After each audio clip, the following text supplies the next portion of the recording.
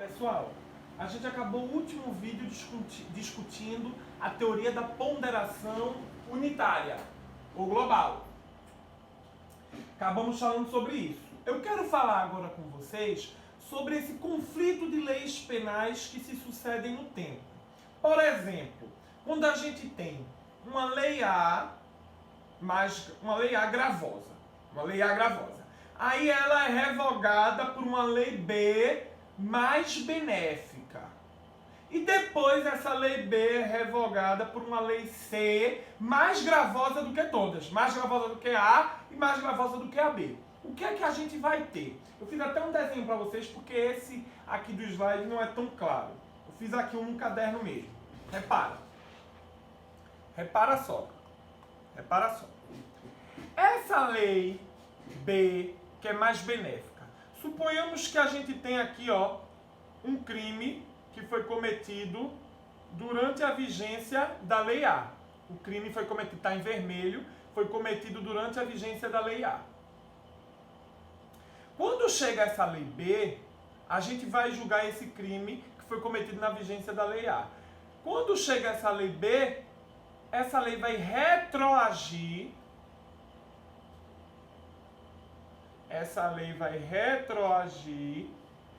Ela retroage aqui pra gente, para atingir esse crime que aconteceu na vigência da lei A. Então a gente vai ter, ó, uma chamada extroatividade que é gênero, do qual a retroatividade é espécie.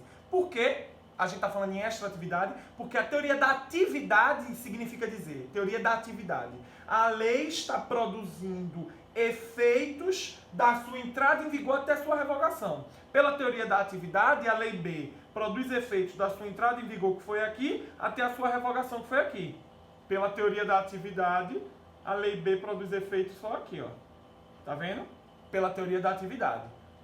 Só que, como a lei B é mais benéfica,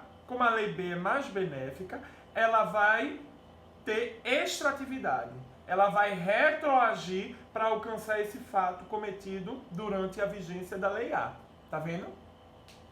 E se a gente tivesse que esse fato cometido durante a vigência da lei A só fosse ser julgado aqui, ó, o fato que foi cometido durante a vigência da lei A só fosse ser julgado aqui, o crime só fosse ser julgado durante a vigência da lei C, ainda assim a gente ia aplicar a lei B.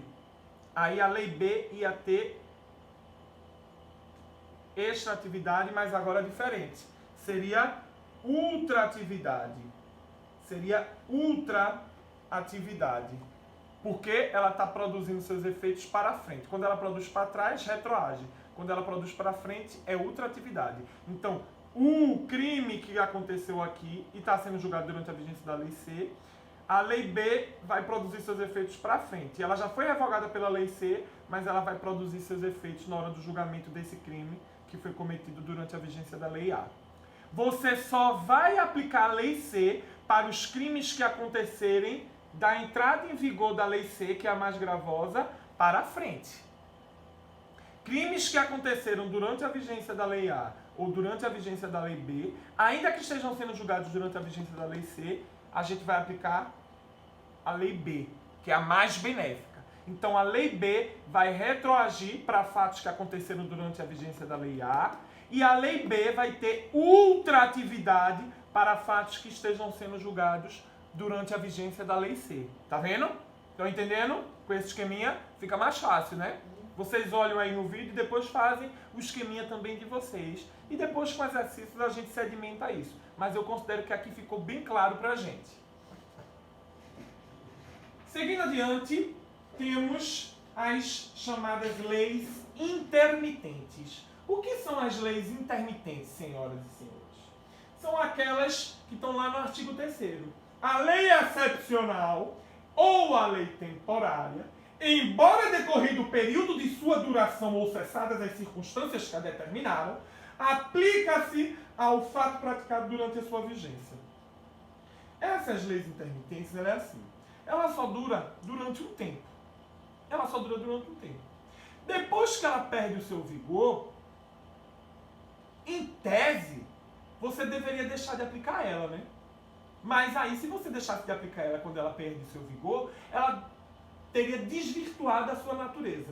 Porque qual é a natureza da lei intermitente? A lei excepcional, por exemplo, o estado de sítio, o estado de guerra, é uma lei que dura por um período determinado, que é um período de excepcionalidade. Enquanto durar a situação de excepcionalidade, quando durar a guerra, enquanto durar a calamidade, a gente agora está em emergência de saúde pública por causa do coronavírus, da Covid-19.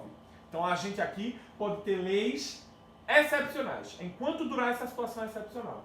E a lei temporária é aquela lei que tem um prazo determinado. Por exemplo, a lei seca em dia de eleição, é no período da eleição. Ou a lei da Copa, enquanto durasse o evento, um pouco antes do evento, um pouco depois. Tem um prazo determinado. Tanto a lei excepcional quanto temporária, ela só vai ter vigência, ela só vai produzir efeitos, em tese, durante o evento, na lei temporária, ou durante a situação de excepcionalidade. Só que o crime que aconteceu durante a Copa, ele só vai ser julgado depois da Copa.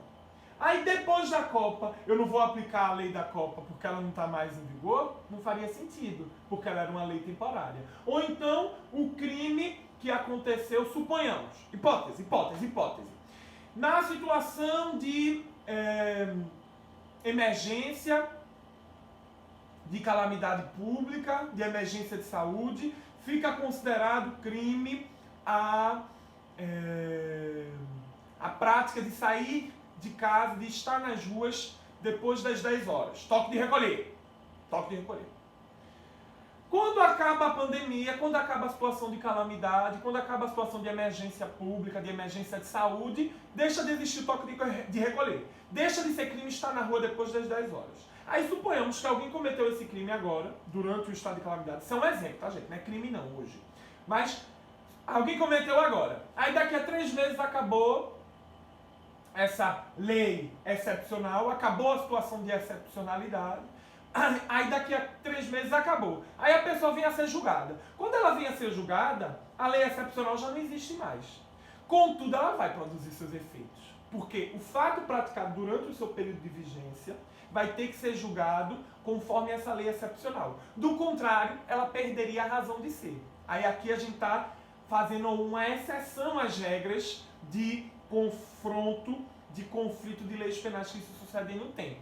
Quando a lei é excepcional ou temporária, a gente vai ter que aplicar essa lei para os fatos praticados durante o seu período de vigência, ainda que essas leis sejam mais graves do que as leis posteriores. Tá certo? Uma outra coisa que eu quero falar para as senhoras e para os senhores é sobre o tempo do crime. Está lá no artigo 4º do Código Penal.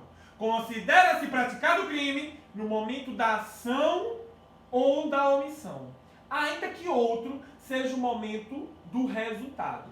Essa é a teoria da atividade. A teoria da atividade diz que o momento do crime é o momento da ação. A teoria do resultado diz que o momento do crime é o momento do resultado. E a teoria da ubiquidade ou mista diz que o momento do crime é tanto o momento da ação quanto o momento do resultado. No Código Penal, a gente usa a teoria da atividade.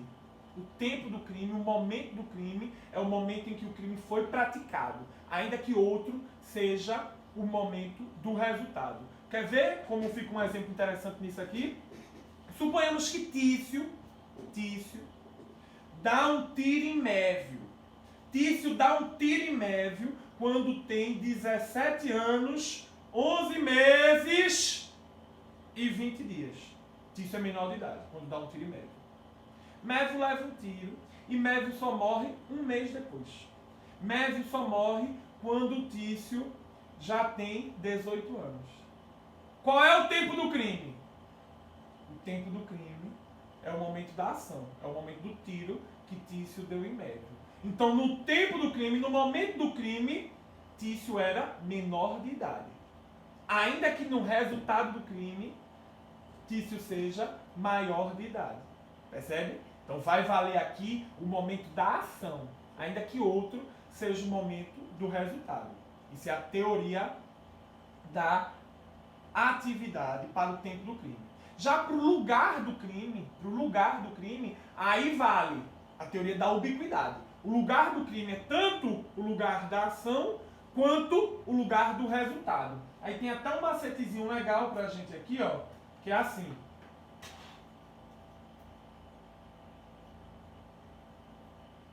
Luta.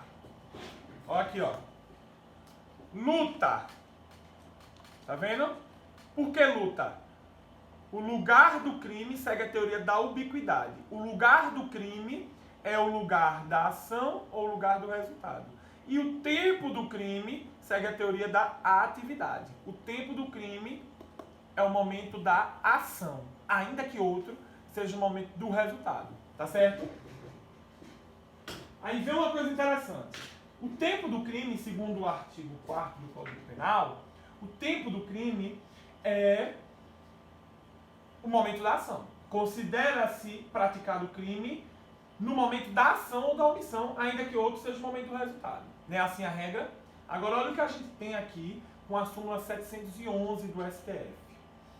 A lei penal mais grave aplica-se ao crime continuado ou ao crime permanente se a sua vigência é anterior à cessação da continuidade ou da permanência. Sabe o que é isso? Sabe o que é um crime permanente? Um crime permanente, por exemplo, é uma extorsão mediante sequestro. É uma extorsão mediante sequestro. Deixa eu fazer aqui uma linhazinha para vocês.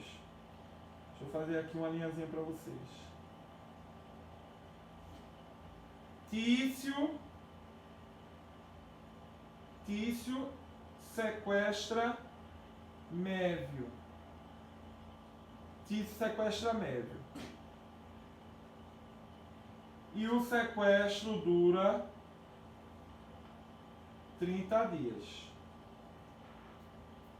O sequestro dura 30 dias. Tício sequestra Mévio e o sequestro dura 30 dias, tá vendo?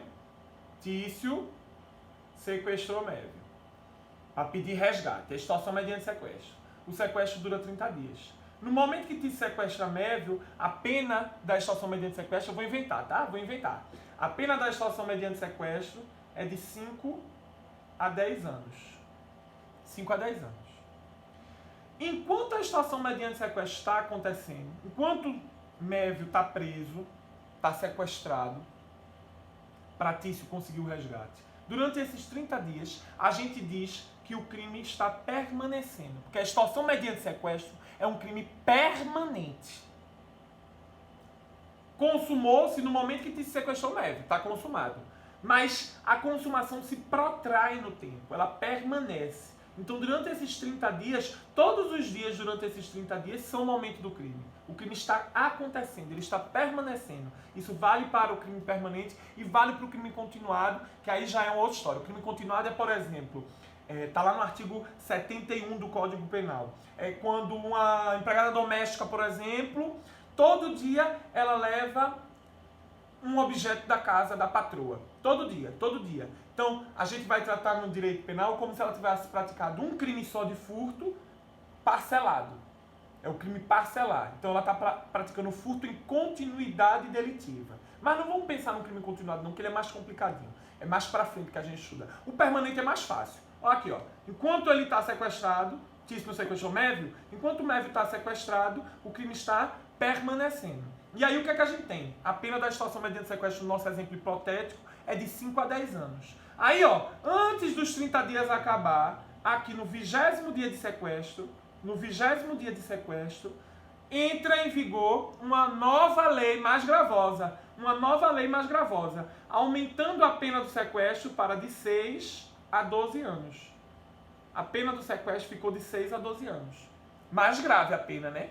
Aí, professor, mas a gente não vai poder aplicar uma lei mais grave, porque pela regra do direito penal, a gente precisa de uma lei anterior ao crime para que ela possa valer. Porque a lei penal não pode retroagir. Aí eu digo a vocês, está certo, é verdade. Só que aqui, o crime consumou-se aqui, mas ele não continua se consumando. Ele só termina aqui, ó, no 30º dia. Então a lei entrou em vigor, a lei mais grave, que estabeleceu uma pena maior de 6 a 12 anos, ela entrou em vigor antes de cessada a permanência. Então é essa lei mais grave que vai ser aplicada aqui para Tício. Percebe? É isso que está dizendo a súmula 711.